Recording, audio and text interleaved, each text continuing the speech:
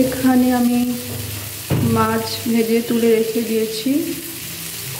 তারপরে তেলের উপরে লঙ্কা, পাঁচফোড়ন, পেঁয়াজ কুচি, আদা, টমেটো,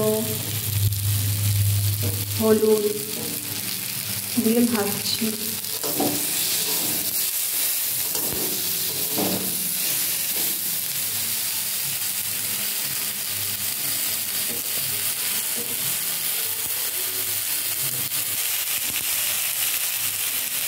ভালো করে ভাজা হয়ে গেলে এতে একটু জল দেব।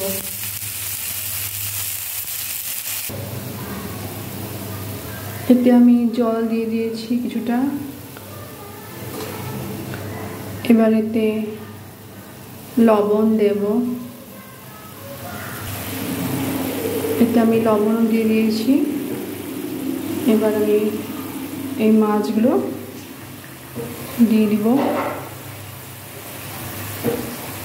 কটা ভাজা তাতান খাবে বলেছে, ছোট মাছ, ওকে দিব। আর বাদ বাকি সব এই ঝোলে দিয়ে দেব।